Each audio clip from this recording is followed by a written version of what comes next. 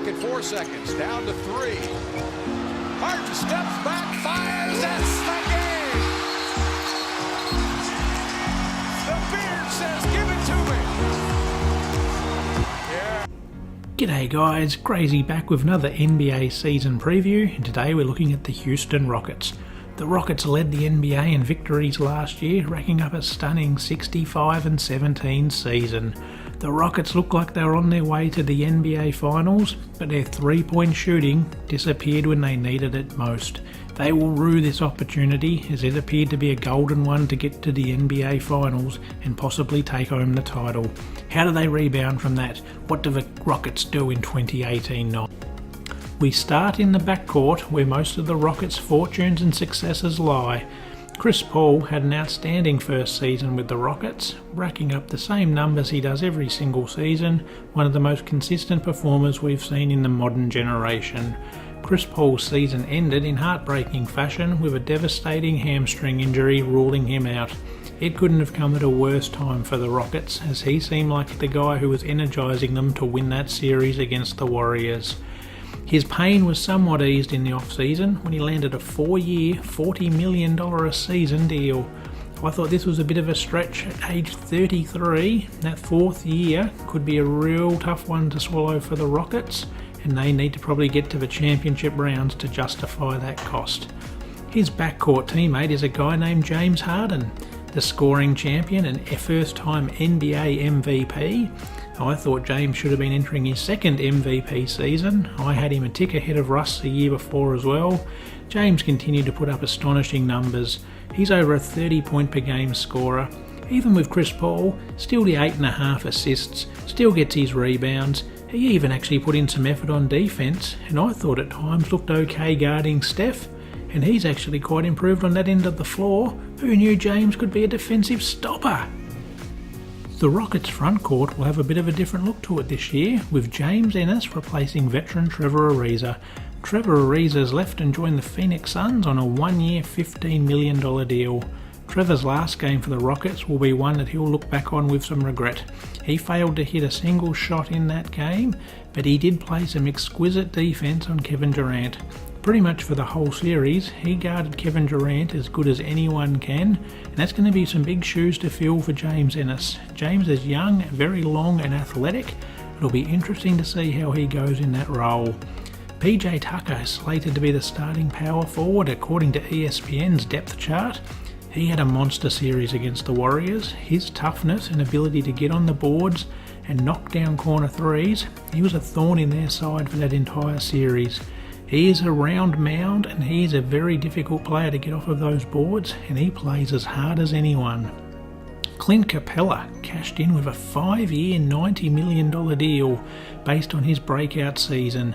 At a shade under 14 points per game, 11 rebounds and a tick under 2 blocks per game, he fitted in perfectly with this team. He was great at the rim, catching lobs from Chris Paul and running pick and rolls with James Harden. He can set good screens, and he knows when it's his time to go to the basket. He was an exceptional player last year. It was interesting to the back and forth this year over his contract saga. I thought he was a required player from the Rockets, and it was interesting to see that it took quite a bit of negotiating to get him there. But he's there now, with 5 years, $90 million under his belt. It'll be interesting to see what sort of season he has. One of the more interesting stories going into this NBA season will be Carmelo Anthony. Recently signed by the Houston Rockets to join his good friend Chris Paul, Melo's coming off a career worst year with the Oklahoma City Thunder, where he just never really clicked and never really found his niche on that team.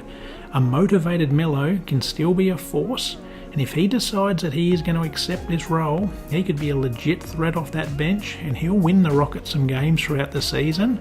And if he buys in, that could be a very, very good signing. If not, you've got a guy who's in his mid-30s, who's played a lot of minutes, doesn't play a lot of defense, and isn't exactly known for his passing. He'll be joined on our bench by Eric Gordon. Eric coming off a season in which he averaged 18 points per game, and he remains one of the elite scorers in this game. He can come on and put points up in bunches. When he's hot, he's hot. When he's cold, he can be very, very cold. I was surprised in the conference finals against the Warriors that they went away from his driving to the basket, because he seemed to overpower every player they put on him, and he seemed to be able to get to the rim at will, but they just seemed to go away for that and reverted to shooting threes. It'll be interesting to see how he goes with Melo, because they could form a very, very powerful scoring duo. Gerald Green's been re-signed. The enigmatic Gerald, he's another one of these guys who can get hot with the best of them. His defense can lack, and he can also go ice cold. A signing that I was really surprised by was Michael Carter-Williams.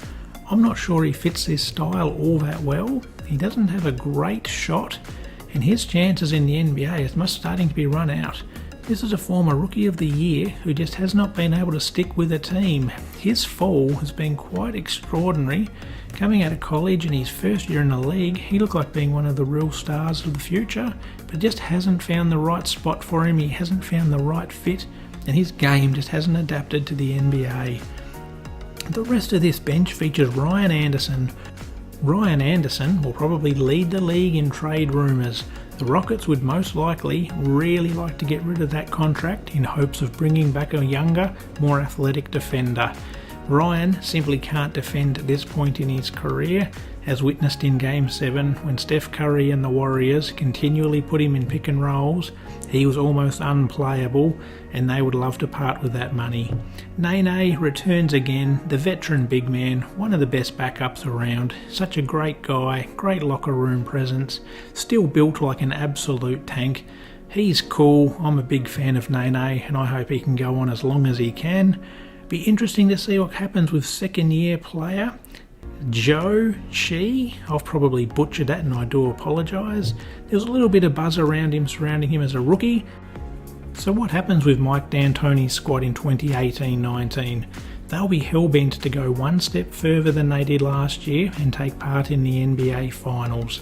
They're again going to rely heavily on James Harden and Chris Paul and hope for big contributions from Carmelo Anthony and Eric Gordon and Clint Capela. I think they're going to miss the likes of Trevor Ariza and Luke Mbamute. The West is loaded with guys like Kevin Durant, Paul George, Jimmy Butler, and now of course LeBron James. The West on the whole has improved. I expect with Paul George in his second season with the Thunder and the acquisition of Dennis Schroeder, I think they're going to be highly competitive this year. The Warriors have added DeMarcus Cousins. The Lakers have added LeBron James. The Spurs have added DeMar DeRozan. The Trail Blazers are good. The Utah Jazz are good. I think the Denver Nuggets could be good. I think the Pelicans can be good. It's going to be very difficult for any team to get the 65 win mark this year, and I think the Rockets may have missed their opportunity to make it to the NBA Finals. It's going to be a dogfight in the West. The Rockets are still going to finish very high, don't get me wrong.